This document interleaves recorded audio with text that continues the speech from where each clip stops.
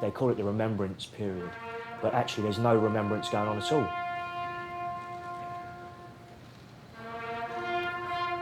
It's the opposite of remembrance, it's concealment. A concealment of the true nature of war and militarism.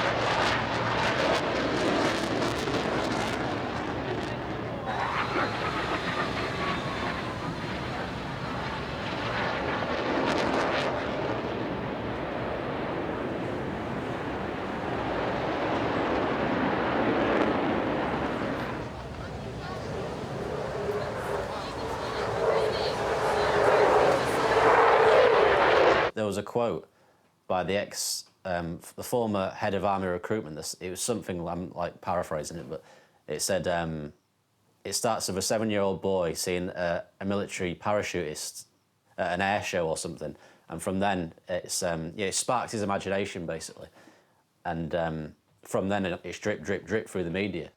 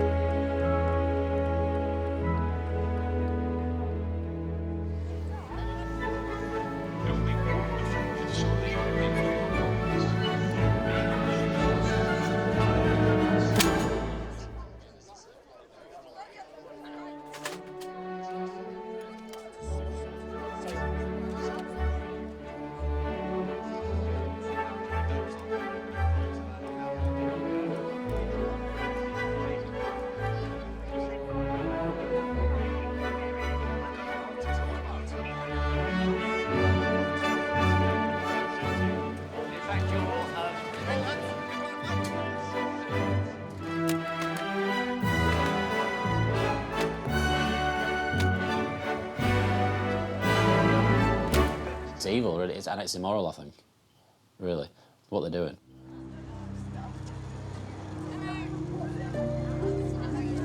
Official secrecy has the result of distorting our understanding of our recent history, and as a consequence, we tend to think of ourselves as being a largely peaceful people.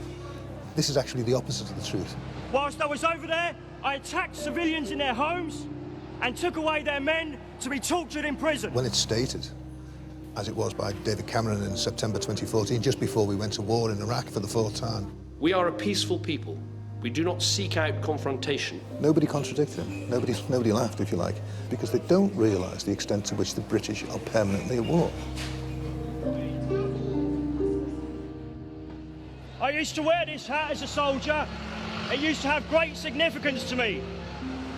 I no longer want to keep hold of this symbol of militarism. It's like that scene in The Wizard of Oz, you know, where you look behind the curtain and see it's just all a load of shit. It's more disgusting than that, you know. They look behind the curtain, there's a silly little man there, but when you look behind the curtain in Baghdad, it's pretty fucking dark, you know. This particular medal here was given to me for my part in the occupation of Iraq. I no longer want this despicable thing. Over the last 100 years, not a single year has gone by when we haven't been at war somewhere or another. That's not true of anybody else. It's not true of the French, or the Germans, or the Russians. Johnny, have you been through the Holocaust stuff? It's not even true of the Americans. There were no wars in the Carter years. Only the British are perpetually at war.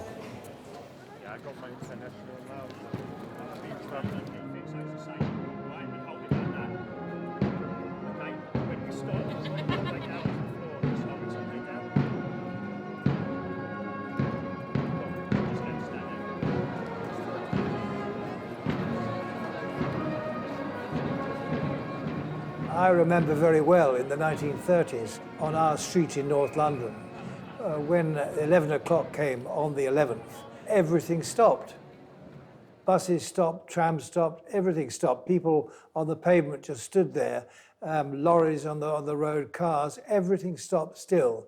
And you could hear from North London, you could hear the guns going in Hyde Park.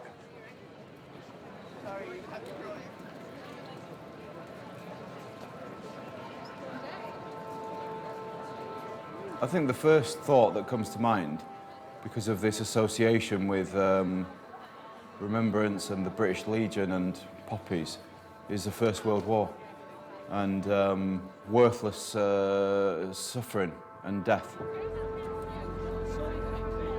My thoughts always drift towards like the people that we lost that I know personally.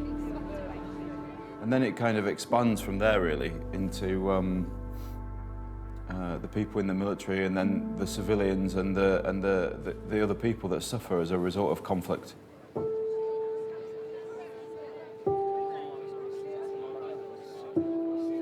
I was at school during World War II. I remember many of the people that I was at school with were killed in action.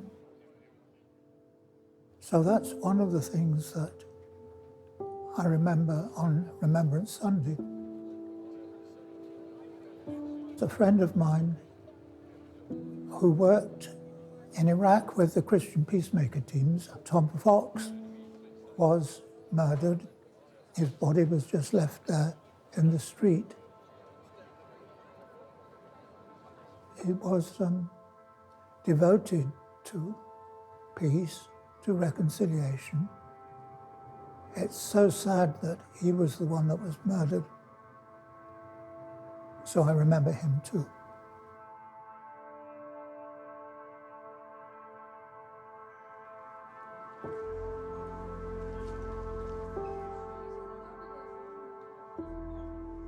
Remembrance.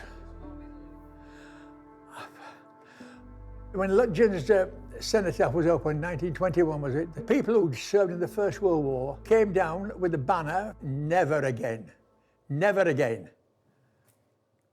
The song Young Willie McBride, have you heard it? Young Willie McBride. Ah, Young Willie McBride, it's all happened again, and again, and again, and again, and again.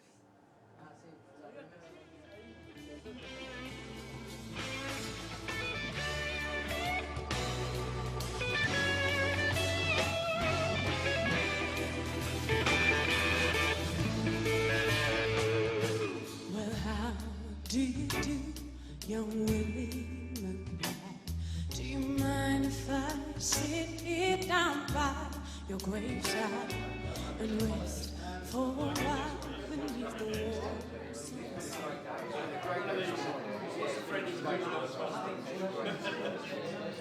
As you know, I did this gig at Royal Albert Hall, British Legion Remembrance Service, and on the same bill was Josh Stone. I followed her back to her dressing room, and I said to her, "Josh, you've got a lovely voice," I said, "but you fucked that song up." And she was very taken aback, and I was very angry about it because she'd taken a powerful anti-war song and made it into a sort of anodyne pop song.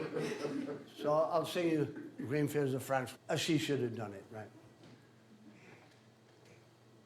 Well, how do you do, Private Willie McBride? Do you mind if I sit here down by your graveside to rest for a while in the warm summer sun? I've been walking all day now and I'm nearly done. I see by your gravestone you were only 19 when you joined the Great Falling in 1916. I hope you died well, and I hope you died clean. Oh, young Willie McBride, was it slow and obscene? Did they beat the drum slowly Did they play the pipe slowly? Did they sound the death march as they lowered you down? And did the pipes play the last post and chorus? Did the pipes play the flowers of the forest? Did you leave but a wife or a sweetheart behind? In some faithful heart is your memory enshrined. Although you died back there in 1916, in that faithful heart are you forever 19?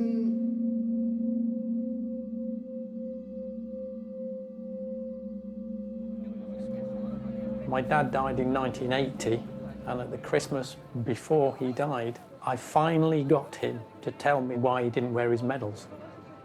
As a child, I used to go with him and my mother and my brother to the cenotaph on Remembrance Sunday. All the other men there had medals on their chests. My father didn't. But he never ever told me why he didn't wear his medals, and he never showed me his medals. And the reason was he was the only one who came back from his group of friends. And when he was supposed to pick up his medals, he refused to get them because I presume he felt guilty about the fact he was the only one who came home.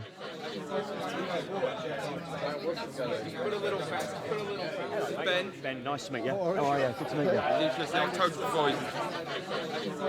I find that quite a hard question to answer, really. What does remembrance mean? I mean, to me, I'm not sure if it means anything anymore. I find this whole period very difficult, you know, like, in previous years, I got into right state in this time of year, you know, like, I suppose depressed, anxious, really angry, like uncontrollable emotions. Armistice Day is the 11th of November, and then you've got this kind of build-up to it. And this is like a 4-week period, you know, it's longer than Christmas. I don't know.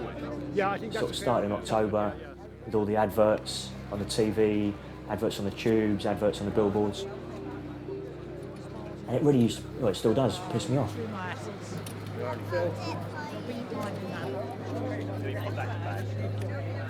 You have to get your medals out of the drawer that you stuff them in, and you have to march up and down in a blazer, so like you're still in the military.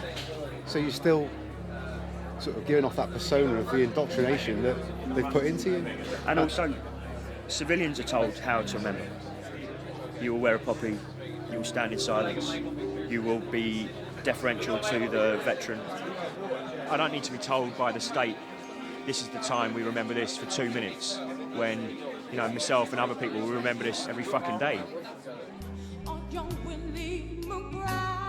Was it slow and obscene? Did they beat the drums slowly? Did they play the follow? Did they sound the death march? Is the love to they lowered you down? And did the band play the last post and chorus? Did the pipes play the flowers of the forest?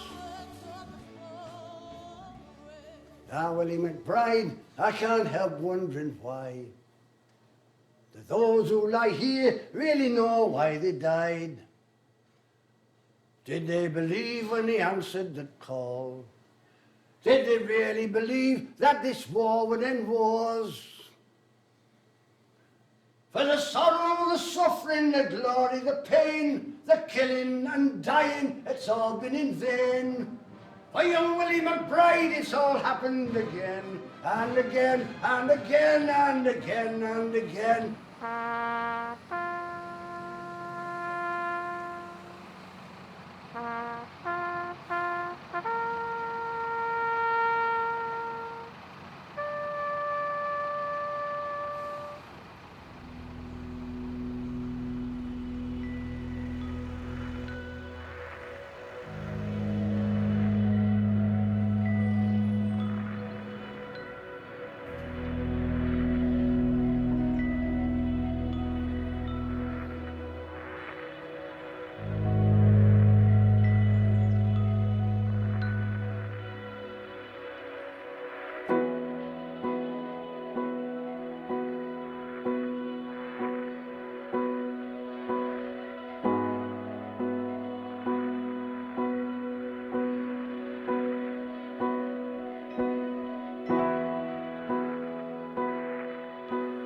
Peace work is extremely challenging. We're constantly being criticised and undermined in what we do. And then, of course, in the press, we're ridiculed and marginalised.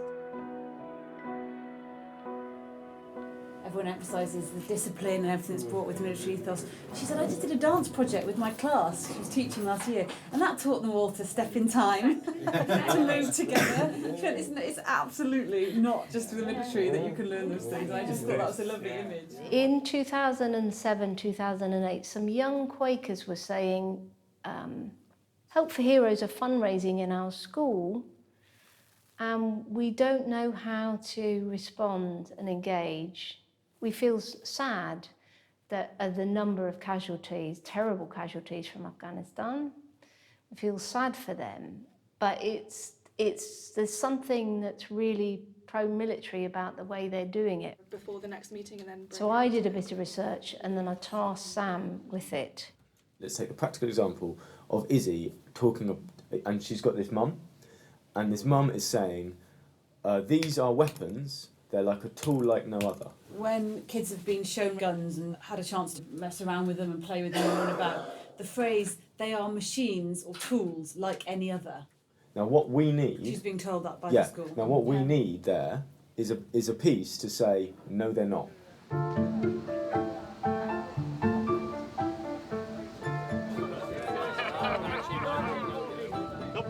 We'll advance from the right. Right shoulders forward. Forward.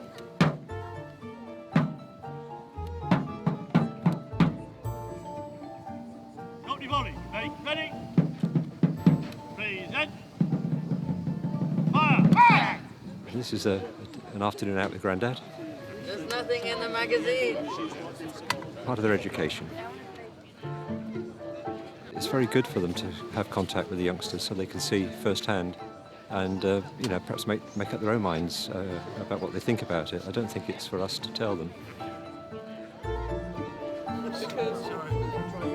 Now this here is called a brown bess musket.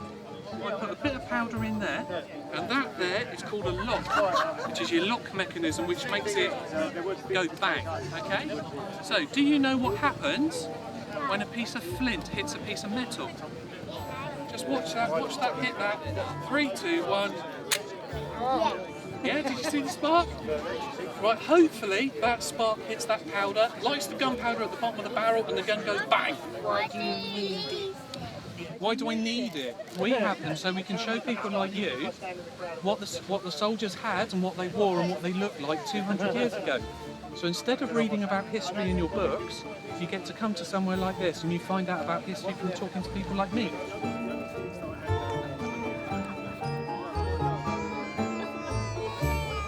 More and more Quakers were contacting me to say, I'm really worried about this Armed Forces Day thing.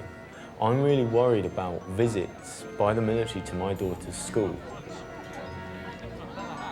I'm really concerned about how prominent the armed forces are in the Olympics. And I kind of was able to put all these little bits together and say, there's something bigger going on here.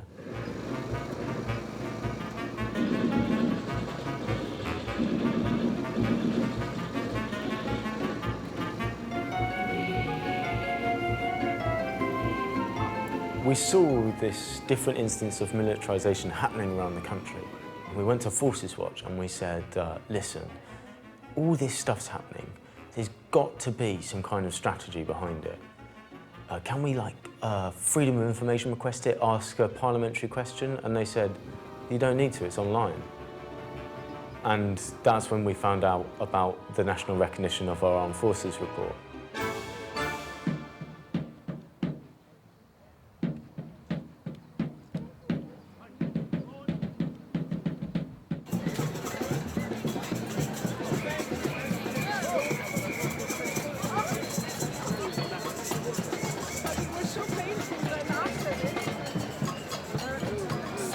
This new tide of militarism isn't nebulous, it's not a conspiracy theory, and if you look at government green papers, white papers, they very clearly spell out that they are trying to influence society to support the military.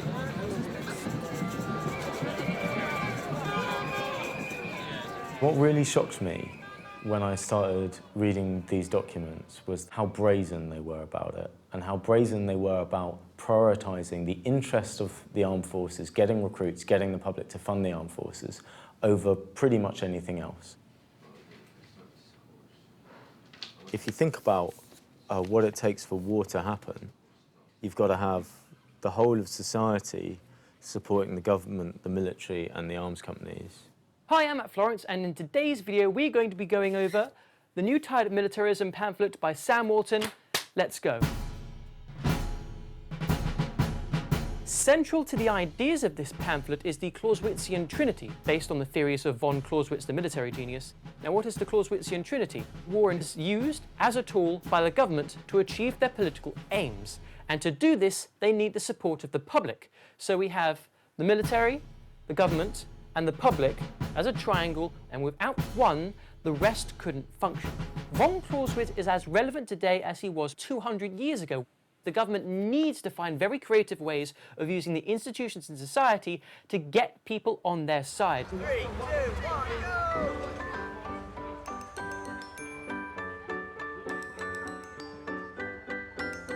go! In the National Recognition of our Armed Forces report, it talks about how it's going to try and affect every area of society with 40 different recommendations, and they're going to change Veterans Day, because not so worried about veterans, to Armed Forces Day. Oh, the Grand Old Duke of York, he had 10,000 men. He marched them up to the top of a hill and marched them down again. And when they're up, they're up. This is all about making people support the military more and join the military more, but other interests like looking after veterans, secondary. And in the Defence Youth Engagement Review, they talked about development for children being a secondary priority because recruitment and awareness were so important that that's why they're going to schools. And they're openly saying this in total contradiction to what they say publicly whenever they're asked about recruitment in schools. No, this isn't really primarily about recruitment at all. This is about giving youngsters in schools more of the opportunities that the posh public schools have. The training will see some of the cadets using live ammunition within the year. Perhaps one day they'll even fight for Queen and country.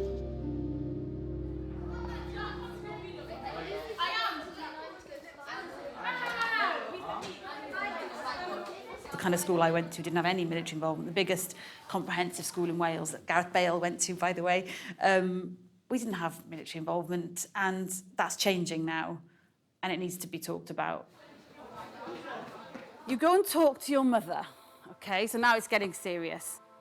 She tells you that you must fight, as it's the only way you can look after your wife and children, and her grandchildren. So what do you decide to do now? Military ethos is about following orders without question, and for me that undermines the learning ethos, which is all about questioning and critical thinking.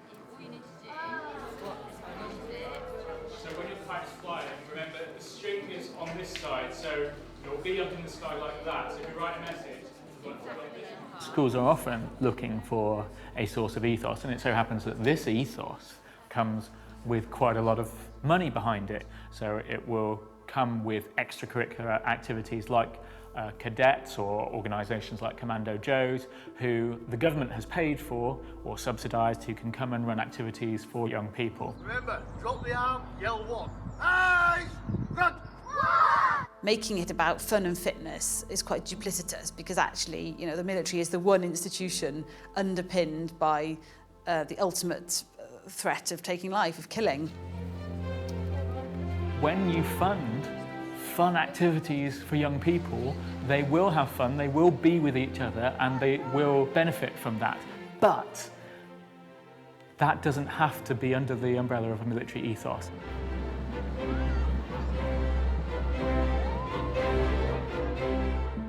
This side of the room here, that's being very anti-drones, and then here on drones. Great, they can fix all the problems, I like them. Venus is so anti she's out the door. Bring it back in, please. I think drones are completely wrong because they're going from your country to a different country to attack them. That's not defence, it's clearly an attack. Drones are evil.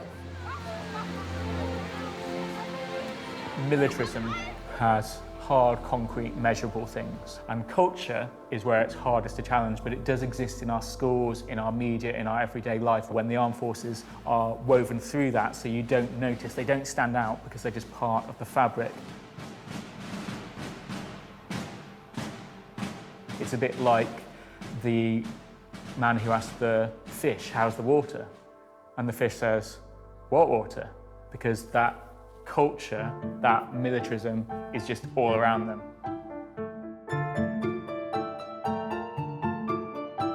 We're sleepwalking into a more militarised society. And if you look at more militarised societies in the world, is that really the direction we want to head in?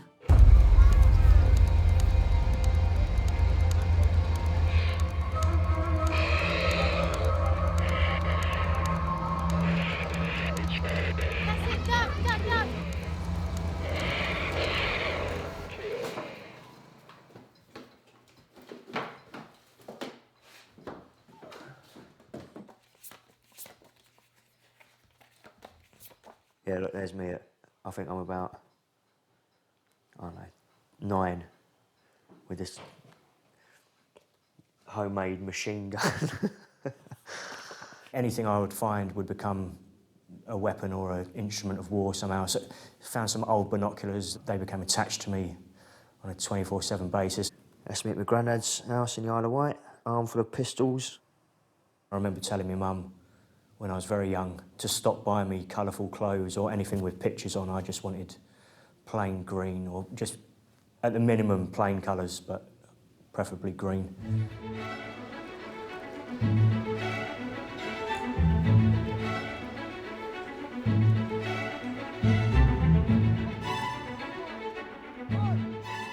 My recruitment began when I was wearing those green jumpers as a 4-year-old. Reading Commando book comics, watching The Longest Day, watching Remembrance Sunday parades. All of the books I read as a kid, the books that were bought for me. Those things all played a part in recruiting me into the military. But I suppose maybe that would have faded away if I hadn't joined the Army Cadets, which I joined at 13. Nice. Compared to school, it made so much sense to me. We were very much treated like adults in comparison to school. We were allowed to swear, smoke, drink. And it was during my time in cadets that I got a kind of more practical and physical attraction towards soldiering and a military life.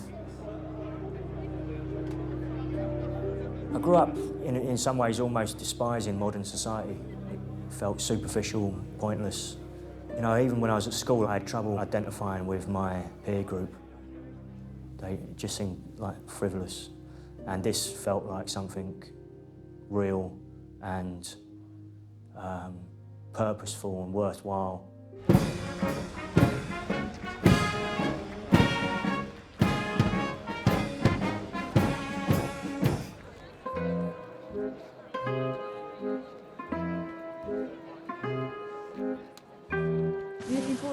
I can't hear you. Yeah, I'm actually, yeah. Yeah, it's going to be good. It's going to be noisy. The armed forces are being presented in a highly sanitised way to young people. What we're trying to achieve is to make the advert as authentic as we possibly can. Yes, what you need to do is move in fast. If you look at the advertising, which is mainly targeting children and young people because that's where their recruits are going to come from, it's really clever at getting to things that young people want to hear, getting to messages that really resonate. The idea of belonging to a group, the idea of being the best you can, making your family proud. At the time of my life. Serving your country. These are all things that really resonate, and I think the armed forces are extremely clever in the way that they are using those messages.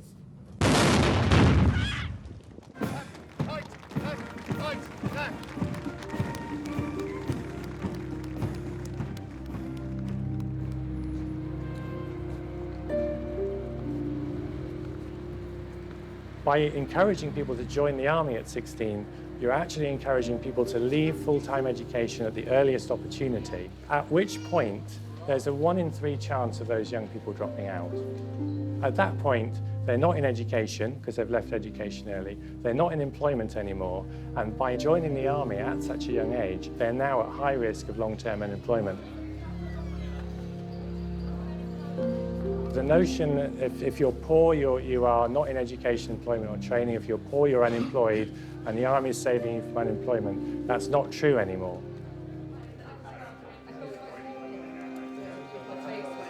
What we're looking at in this report is how do young people make decisions and what's important about those decisions to them. I wanted to know all the options available to me.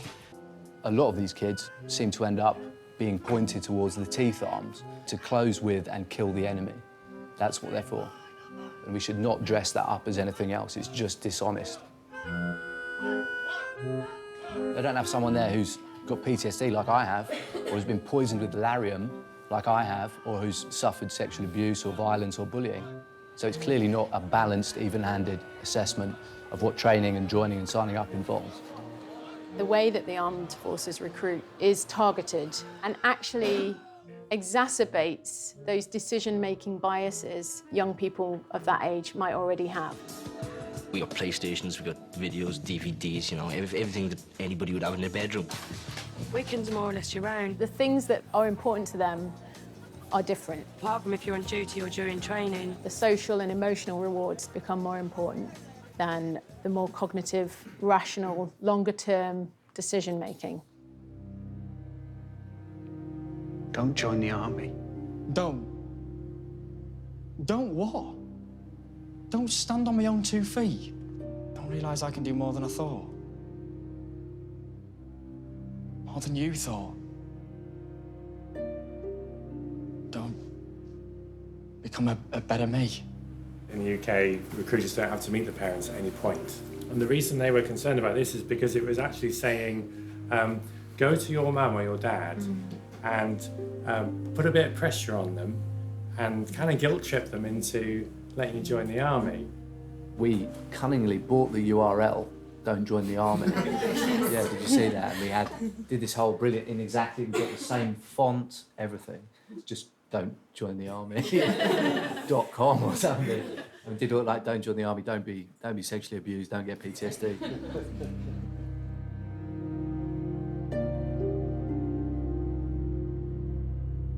The focused training, the self-discipline, the character that the armed forces imbue in the young men and women who go through their ranks are all the qualities and virtues that you see in the best schools. Stop feeling fucking sorry for yourself.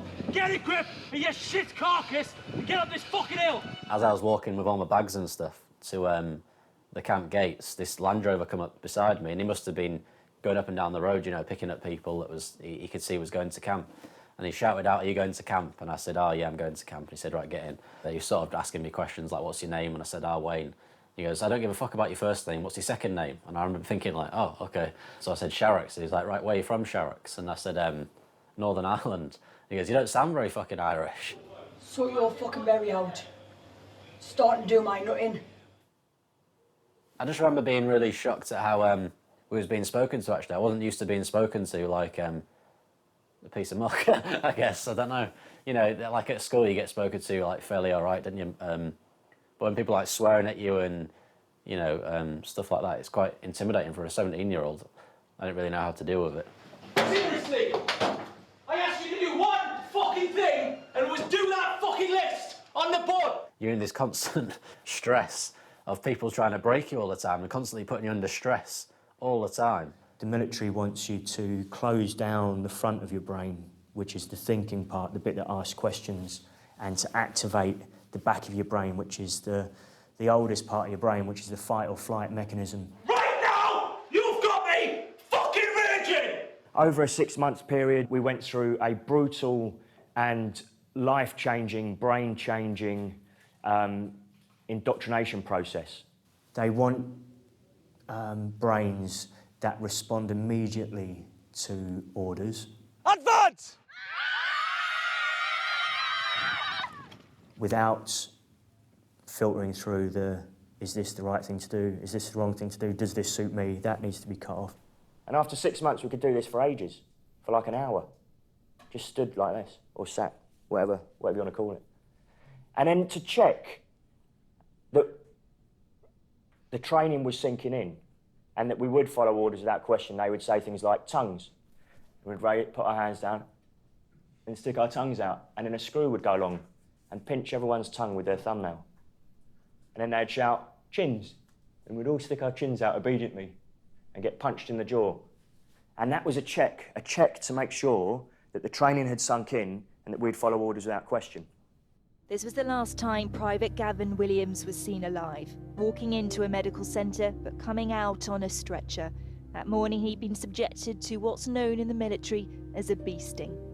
They say they're going to instill you with the values and standards of the British Army, which are selfless commitment, integrity, respect for others, loyalty, courage and discipline. He was killed by the way in which his fellow soldiers chose to punish him unlawfully. They want to break you down as a civilian and build you up with these values and standards so you can operate as a soldier or whatever. Basically involved taking a civilian with their own free will and created brutal men or brutal boys out of the ingredients that they were given. If you'd have asked the 35 of us at the start of the training course why we were there, you'd have got a load of different answers. But if you'd have asked 8 of us at the end of that course why we're there, you'd have got one answer: to go to war and kill the enemy. Good shot, good shot. Where's it at? Oh, yeah! We were like, yeah.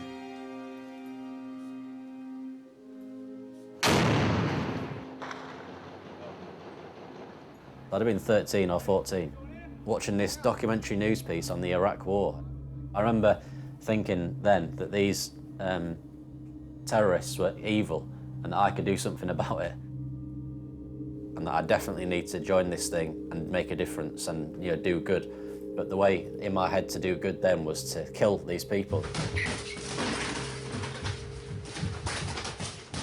You get told that he's the enemy and you're to fight for 1 minute. The rules are you're not allowed to block, you're not allowed to use any skill, you just have to use your face to block the punches. And you're taught to shoot at this centre of mass, which is around here. And they often put a white patch, so it's almost like you're focusing on this patch, you're not actually focusing on this human being. Removal of the barrier to kill, obeying orders without question, loyalty to the gang. When people are talking about bringing a military ethos into our schools, this is what they're talking about. And so I want you to keep that in mind when we're thinking about cadet units in schools. And I want you to keep that in mind when we think about even just army engagement teams talking to your kids on the street. So, you press that button there that says data. And the military actually admit that they're trying to capture the imagination of our children before they even know what the military is. And then what they do is they return to the child to continue that grooming. There's the red arrows, then maybe they get a little visit to the school, then they're in the cadet unit, and before you know it, they're joining the army, not even asking how much the wages are. I was in the army cadets. You sort of felt different to people in a good way. I just joined because it was fun and all my friends did it, and you almost felt slightly you're doing something a bit rebellious. And I found somewhere that I had a group of people, and I was part of that gang. So different from the school day where I'd be in a tie and a blazer, like just classing on like algebra, like what am I going to need to use that for in the future? I quite liked, I know it sounds really bad, but I quite liked the idea of going to war. I thought it would be an adventure. Murder, panic, pillage, arson. Malaya was engulfed in a life and death struggle. Communist terrorists from their jungle hideout. I was in the 2nd Battalion Coasting Guards, and we went to Malaya in 1948. We was informed that the terrorists had gone into Batankali and executed 24 innocent men. We had to go down and bury them. When we got there, the bodies had been badly mutilated and they were stinking because in the heat of the sun out there in Malaya. We had to go up the mountains. We had to burn their little huts down, the screaming women and children, and screaming for mercy. We're dragging them onto 3-ton lorries, burning their little bit of rice, and we put them in this concentration camp, Camp on Coldstream.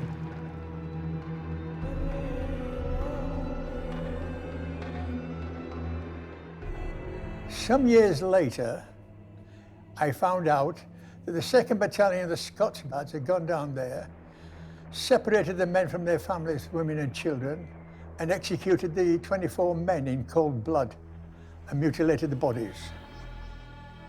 That disturbed me at night sometimes. All these years ago, the screaming of the women and children when there was the little huts being burned and destroyed, and that the army was, and being beaten by some of the soldiers and that. It was sickening and disgusting, and made me ashamed of the British Army.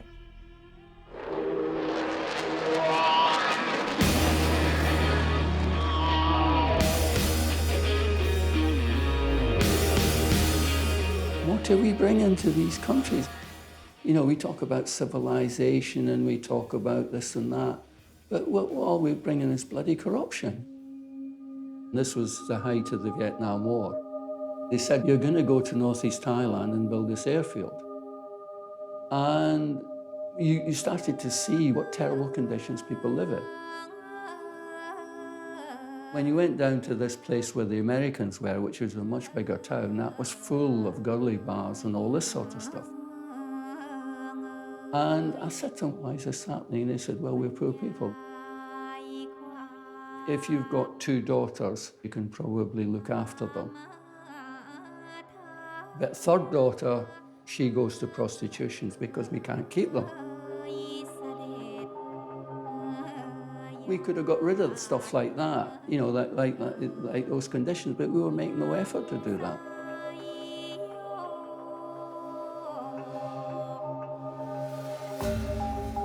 In many of these war zones, there's an impunity and a sort of relaxation of controls that makes armed forces do things they would certainly not do if they thought there would be consequences. I had really no deep knowledge of that area or the people we were wandering about amongst. And their lives were the most basic you can imagine. Extreme poverty is the right word. We had full authority to fire on anybody at any time. No permission was required. One night, I was with the SAS on a patrol, and we set an ambush. And it lasted the whole night, and basically, anybody who had passed through that, regardless of who they were, would have been killed, because they would be assumed to be the guerrillas, the Adu, as they're called. About 3 weeks in, I went out on a night ambush, and 10 what we called Adu came through the bottom of the wadi. And we opened fire on them, and they went to ground, and we then stayed all night holding them in that position. Next morning, I saw a movement behind a boulder, and I was convinced it was an Adu, a person hiding behind the boulder, and I fired 4 shots. And the last one just blew free a parachute that caught behind this thing, but it looked like the rounded shape of someone's shoulders and back. And my overwhelming feeling was one of intense disappointment. Intense disappointment that I hadn't actually shot someone.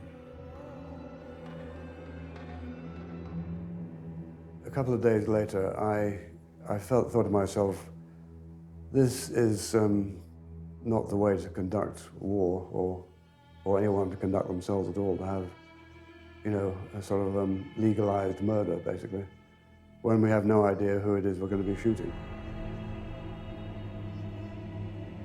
And that's what haunts me still, that I could have gone out to somewhere, a part of the world that I didn't know, to somebody else's army, somebody else's war, it was really just a tribal conflict, and actually want to kill and be disappointed I hadn't.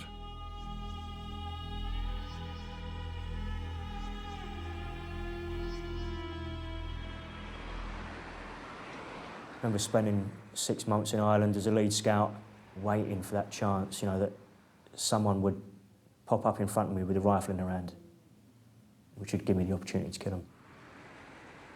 You do something called snap shooting, so if you're patrolling at the front of a patrol, it takes a long time to actually get the weapon into the shoulder, look through the sights, train it onto someone and fire the first shot. But you can practice something called snap shooting, which is where you bring the rifle up and fire over the sights. And if you practice that long enough and hard enough, you can be pretty accurate at it. So I used to practice that all the time. But I suppose I never really appreciated what that would be like if you were a civilian in those areas. You know, we were all that young that none of us had been around during Bloody Sunday, for example, whereas a lot of those civilians had. What they knew about the parachute regiment was these were violent people who would think nothing of shooting civilians. Commanding officer in 2 Para once, during a confidential report, said, you know, Griffin, you're a fucking zealot. You know, like you're like beyond what was required.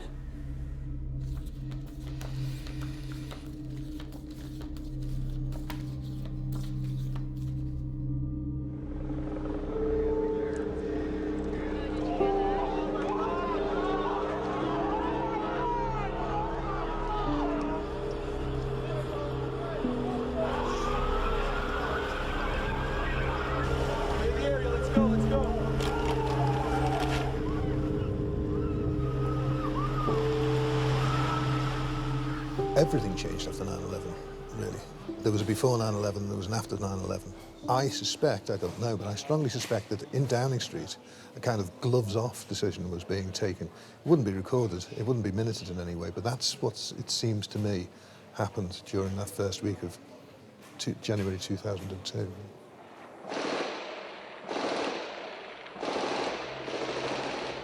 Getting into Baghdad in 2005, there's just overriding feeling, sensation that this is, you know, a pretty dark place.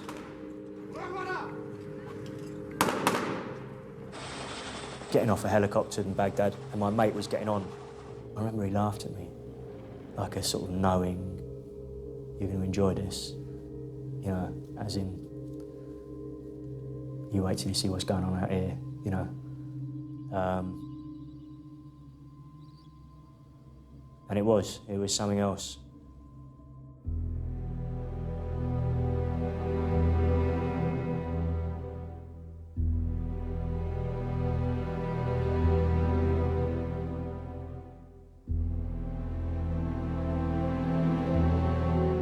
You're in your house, and it's 1 o'clock in the morning, and it's dark, and it's warm, and you're in bed.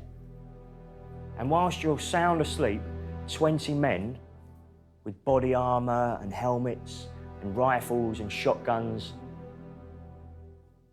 they're sneaking up to your house, sneaking up to your front door. While you're sleeping, someone's putting a huge amount of explosives on your front door. Imagine that, being woken to that, your front door being exploded. And before you can even orientate yourself, you can hear men in your house, 20 men, downstairs, smashing through the doors. They're coming up the stairs. They're smashing their way into the other rooms. You can hear people getting dragged out of their beds. They're in your room, they're dragging you out of bed. If you're a woman or a child, you're put in one room and held at gunpoint. If you're a male, you're taken into another room and interrogated, slapped around, shouted at, threatened. You can see your dad and your brother. They're in their pajamas, they've got a hood on, their hands are cuffed, and they're dragged out through that hole. Put on a jeep, put on a helicopter, taken back to the base. And you're just left there. When you're smashing your way into someone's house, and you've got kids looking at you, and you can see what they're not speaking to you, but you can see what's behind their eyes. It's like, why are you doing this to me? And I can imagine myself as a kid, or imagine my own kids. Why are you doing this to me? You know? And it felt fucking horrible. We was driving, and I was on a top cover on this vehicle. And as we were driving down, this vehicle was coming towards us.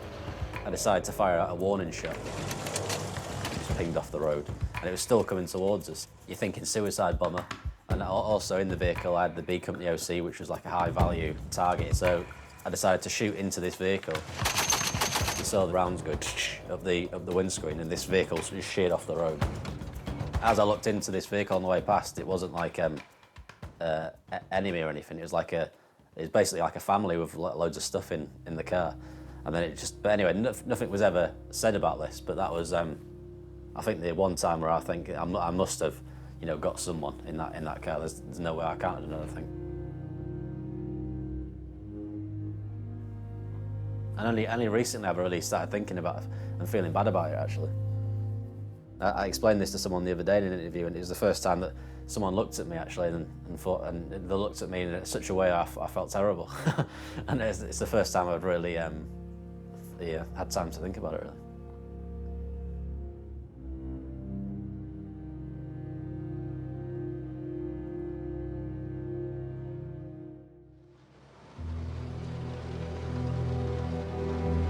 We went into this place out near Fallujah, and there's a young family in there, and interrogated them.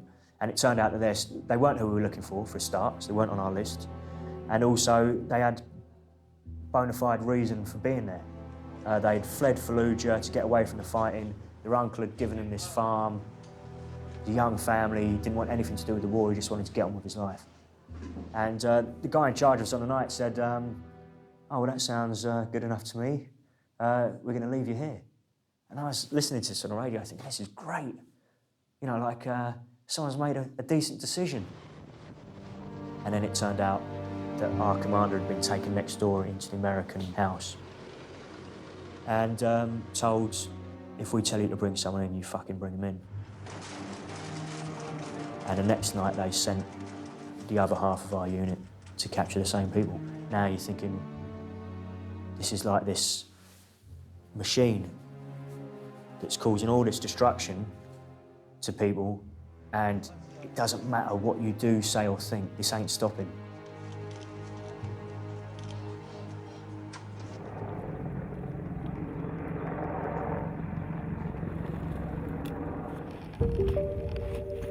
One day we was on patrol, and I remember turning around and seeing this guy, this commander, and he was sort of like stepped out of the barmer lane a bit, and he was looking for his sights, just like looking around. And I turned around, and all of a sudden you just heard this massive explosion. Looked in front of me, and this guy that was in charge of the metal detector was like crying in fits of tears, and he was just like really, really scared, I guess. So I turned around, and then I saw like a big dust cloud, and basically like just a heap of, I don't know, person in this cloud. It had to be the commander, because he was the one that was always behind me. When he eventually died, in quite a brutal way, I thought, what was the point in that? And that could have been me. And if it would have been me, would I have thought that was worth it? And I didn't think it was. And that started changing my mind about a lot of things then.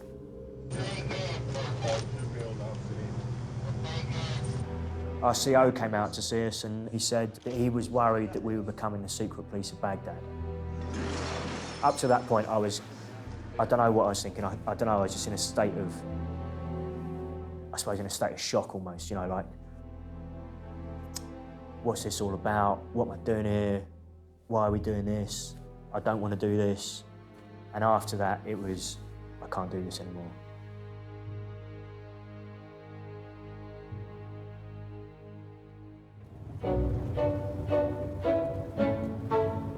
I was briefly in the British Army, but I'm a London walking tour guide now.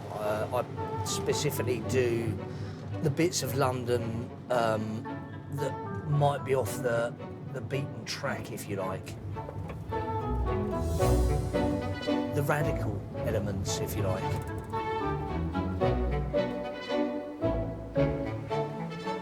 We're outside one of the biggest government office buildings in the United Kingdom, the Ministry of Defence. This is the memorial to the recent wars that Britain has fought in Iraq and Afghanistan.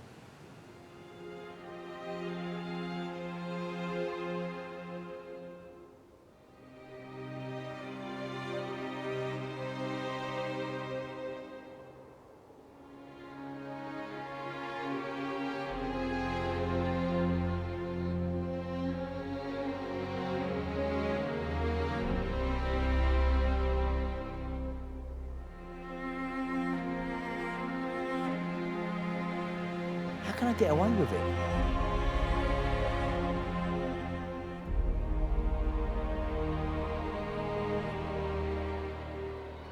The British men who died were all young soldiers. Warrant Officer Class 2 Colin Wall of the Royal Military Police. Corporal Dewey Pritchard, the Royal Military Police. Captain David Jones, the Queen's Lancashire Regiment. 10 years old. Private Maria Jason Hassad, Smith, 7 years old. the 52 Summer Lowland Sami, 30 years old. and Captain And the daughter, James Lana Sami, 10 years old. First, the 9/11, then it was weapons of mass destruction, and then it was protecting the people that was slaughtered out there. The same million people who was there to protect was killed. It's ridiculous and it's illegal.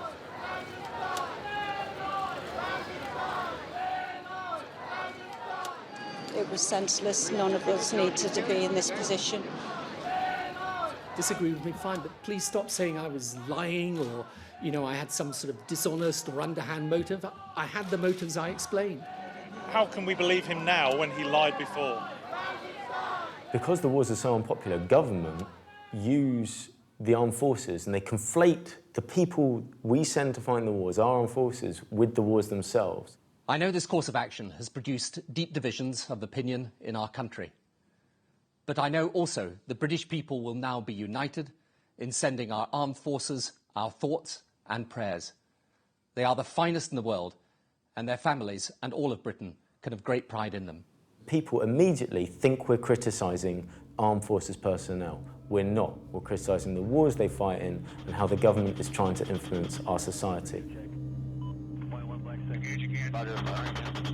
First World War, casualties, 80% military, 20% civilians. Got enemy fighters in sight. They're all armed, maneuvering on your... Second World War, 50% military, 50% civilians. Nowadays, with the drones, 95% civilians, 4 to 5% military. CID confirmed, engage. They're just terrorizing people with drones and dropping bombs on civilians. And they call that war? I call that cold-blooded murder.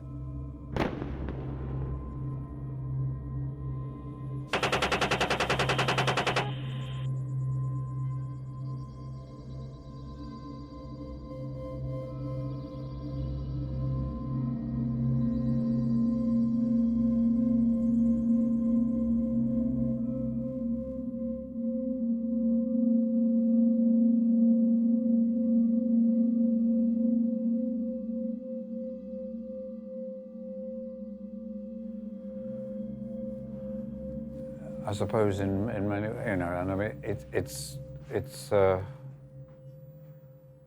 not easy really to put this up and then to be surrounded by it, but it gives a contrast to my proximity to all the violence and conflict that was going on in the world and in relation to my own historical past as a soldier and the associated sort of guilt with that, which you carry around into every space with you.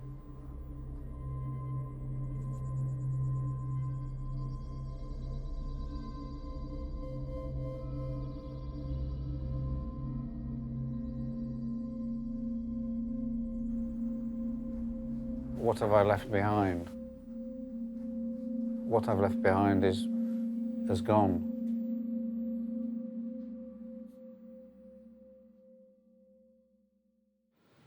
You see that? That's in the 50s. The kids are all lined up, you know, like in ranks of 3, as if they're going to be marched around, and I really sort of identified with that.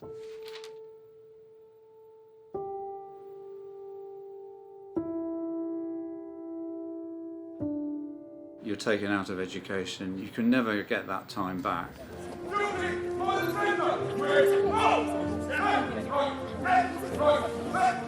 At the age of 11, 12, we were marching in 3 ranks to the sound of Land of Hope and Glory.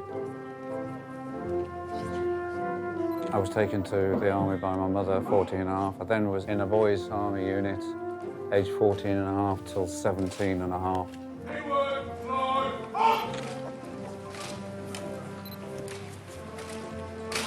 There was no choice in my mind. I didn't know there were alternatives.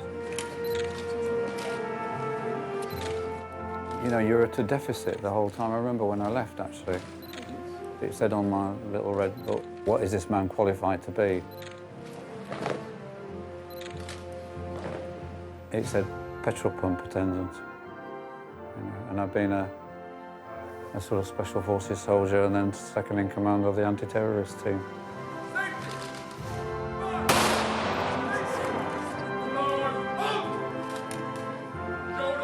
And then, you know, the brutality, one's probably not aware of that and the effect it has on behaviour and on this dehumanisation that really have a strong effect psychologically. That recovery process takes a long time, and many of the people I meet, including myself until recently, never realised the extent of that damage.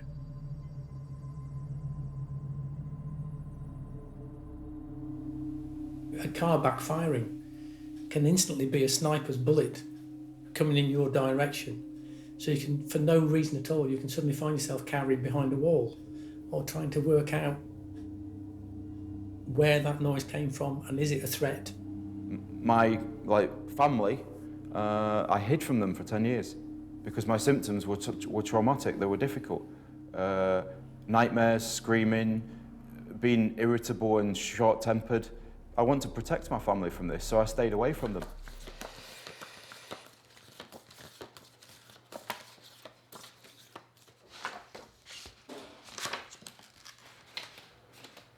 Yeah, don't really feel anything looking for them at all, really. Just pictures of stuff that happens. I think veterans find it really difficult to admit to their sort of old colleagues and friends and family that they're not a hero. It's easier to identify as a hero than it is someone who thinks that what they did was bad and they maybe have guilt and trouble explaining that.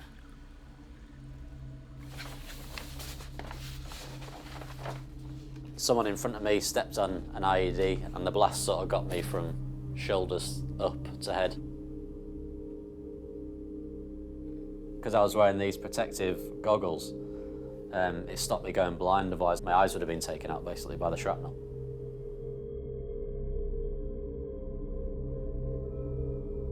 I really wanted to leave the army, like I didn't really want to be a soldier anymore. But still, when I left the army, I really, really struggled, and my brain was literally wasn't thinking and acting and reacting the same as a normal civilian, you know. And it got so bad that in the end I was at university, and I remember it felt like I was wearing an old diver's helmet, the old brass ones. And I'd imagine a thought going out and then it bouncing around, and that thought's bouncing around, so a thought could be like, I'm not good enough or something, and that'll bounce around, but it echoes and echoes, and then another thought will come along and it'll echo and echo until 100 thoughts are going. And I remember being at university and he was talking on a lesson and just thinking, I can't think of what he's saying because my brain was just taking over these thoughts, and my friends around me were laughing, and I thought, there's something seriously wrong with me. And then I text my girlfriend actually, I can't do this anymore. I crowdfunded for a film project to explore why veterans struggle after they leave the army and what goes into that, and also what help is available afterwards. Whilst we lost 525 guys in Afghanistan and another 86 in Iraq, for every man that died in the war, there are 5 more with life-changing injuries. I was in Optelic 1 in Iraq. The explosion went off and left me for dead out there. I tried taking my life because I was in a bit of a rut with PTSD, and I just broke down in the garage, put the pipes in the car and tried taking my life. The doctor even said himself, well, service veterans that talk about suicide rarely do it. He slit his wrists, he took a pill overdose, and he had a hose pipe on the exhaust of his car. If that's not serious, you need to be looking for another job, fella, because you're crap at this. There's been some sort of ups and downs. I think there was a period of time where everything was very much on top of him, and he couldn't find the right vehicle for the work that he wanted to do. It was sort of like June 2005 or something like that when I actually got discharged from the army. It's kind of strange, you know, coming into London, into sort of like ordinary society, and how on the street or in the pub or wherever you were, there was no war going on.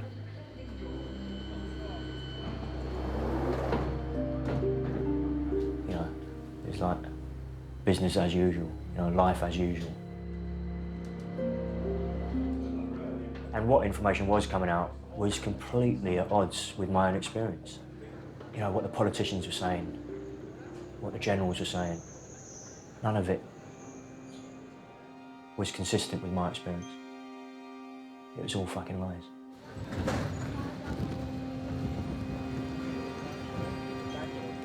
At present, this country is involved in 2 disastrous wars. I became active, I suppose, in challenging the war in Iraq. The reasons we're there is due to our subservience when it comes to foreign policy and America. On Monday, There was a mate of mine who used to be in Two-Para, and I remember meeting up with him, Terry, and he said, "Oh, you've got PTSD." And I was going, "Oh, fuck off. You know, what are you on about?" And he said, "I can see it."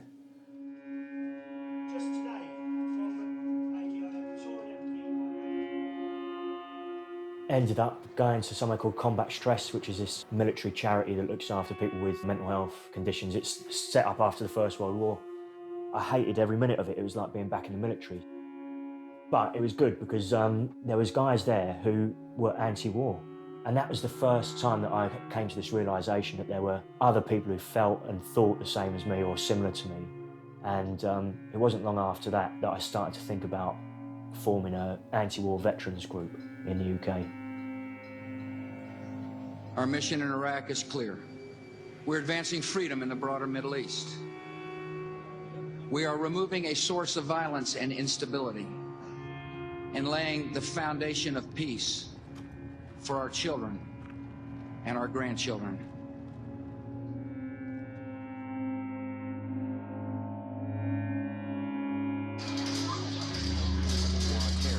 And it outlines that 1.3 million people have died as a direct or indirect result from America's military operations. Today, we continue to see the rising human costs of the war play out, not only in Iraq, Afghanistan, and Pakistan, but in Yemen, Somalia, Libya, and Syria.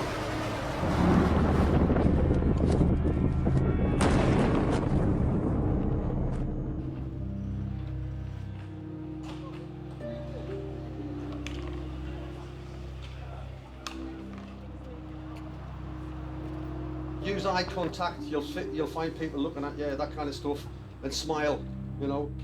Really smile. Michael's good at that. Smiles at everybody, and then he gets them for an hour, which is no good. Because we're only there for 2 hours, so he talks to 2 people. Right? I thoroughly enjoyed my army life. Absolutely thoroughly enjoyed it. Would I do it again? Yes, I would, because I'm not a pacifist. But I would want to know that what I was being asked to do was genuine. And I'll do everything I can to persuade young men, if they want to go and join up, that they know the truth about what they're going to be asked to do.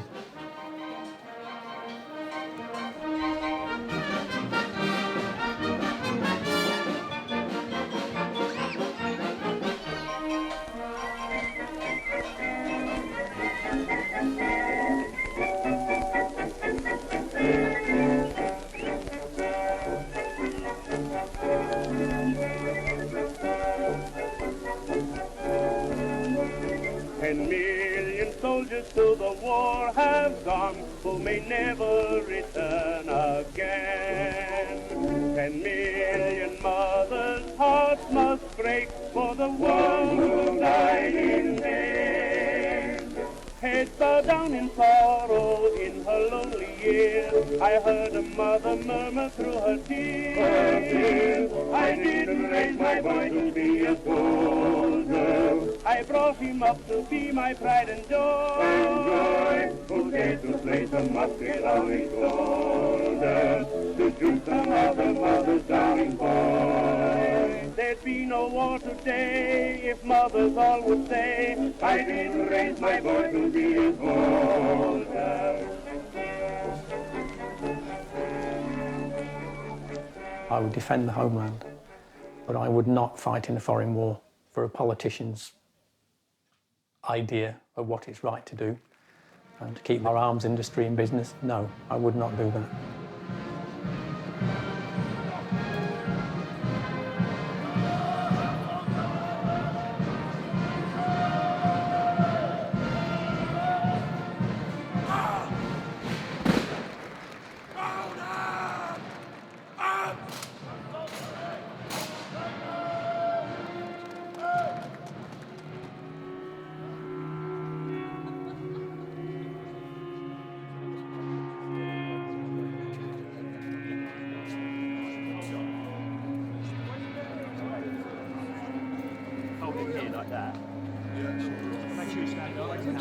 It's kind of like nerve-wracking actually, because you're there in Veterans for Peace stuff. You've got a hoodie that says "War is organised murder" on the back, and you're walking through, and there's literally hundreds of veterans that probably don't agree with your message and stuff. Well, then you meet everybody, and everyone sort of gets together, and it really struck a chord with me because, like, going there almost made me realise that I'm not the only person to go through this struggle. There's loads of people, and him bringing everyone together like that is really powerful because it's not just me that thought that. I spoke to loads of people that thought like that.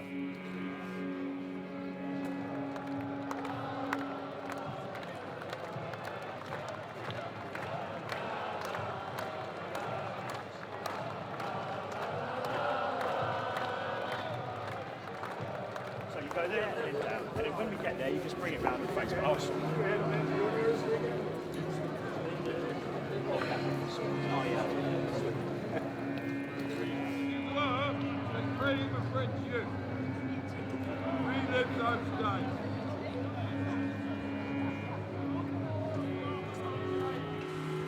They see us as a threat to their way of doing things, and they should. They should see us as a threat, because their way of doing things is to invade countries, to occupy countries, to attack families in their homes, to kill people in their beds, to wipe out families in a drone strike. That is their way of doing things, so fucking right. I am opposed to that. I am a threat to that. I am a threat to your way of doing things.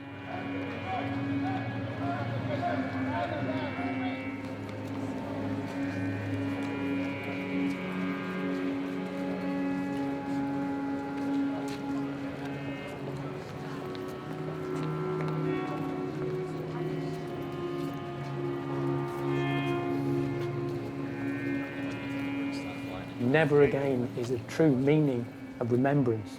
So to be actually there, wearing this, with another 67 of my colleagues, walking down Whitehall, no bands playing, just us in silence, to show true remembrance is really, really important to me.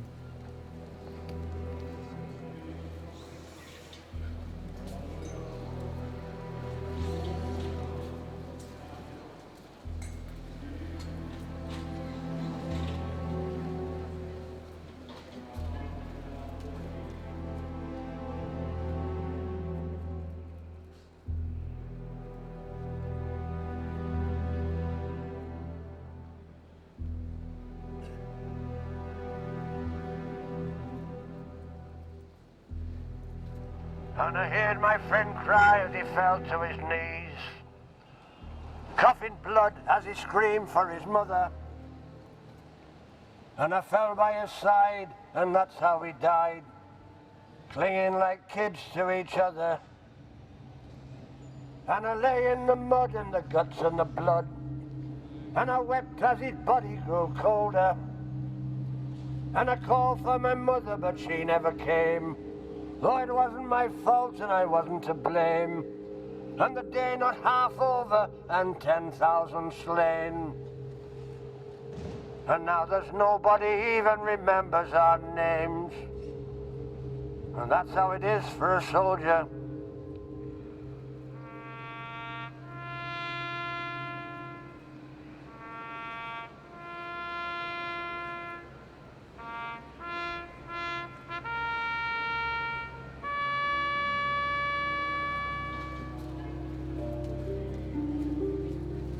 The tradition is that the youngest member of Veterans for Peace lays the wreath.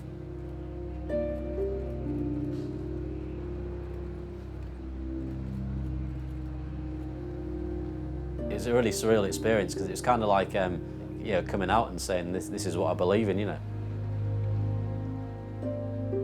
Realising, you know, what I was all about really, and, you know, being proud of it, I think. It was a really, really good, it was a really powerful moment, actually.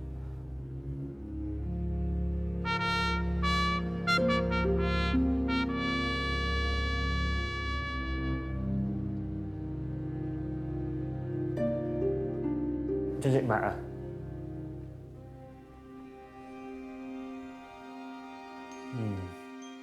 I mean, from my perspective, it does. Because I'm trying to, or, you know, within Veterans for Peace,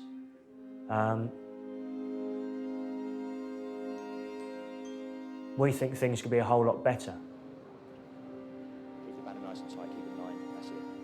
At present, since 2001, Britain has conducted a long and ongoing war. At the start of this war, we were told that this was to defeat terrorism. But if you actually look at the graph for the number of deaths globally as a result of terrorist attacks since 2001, it just goes up and up and up and up. So if this war we're fighting is to defeat terrorism, it's quite obviously a spectacular failure. And I think whilst the public believes in this kind of fairy story version of events, they're less likely to challenge that war. They're less likely to ask why we continue this war. See yon Arthur Henderson, leader of the working men. When war broke out, he pressed his suit and he ran to catch the train. He signed a deal in London, no more strikes until the fighting's done. In Glasgow town the word got round, pay heed to John McLean. He said a bayonet, that's a weapon, with a working man at either end. Betray your country, serve your class, don't sign up for war, my friend, don't sign up for war. When they turned him out at Langside Hall, John stood up at the fountain. What he said was tailor-made to magnify the friction. We're sleepwalking into a more militarised society, and if you look at more militarised societies in the world, is that really the direction we want to head in? War against oppression.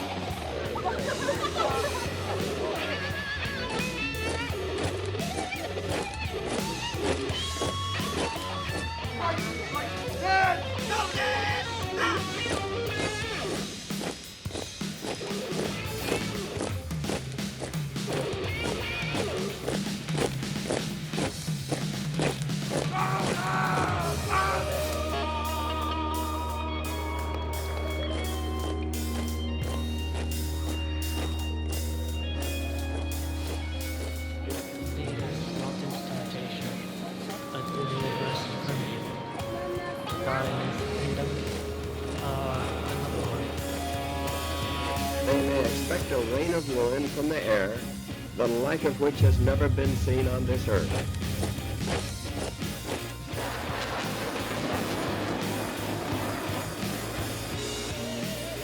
Do not underestimate us, and do not try us.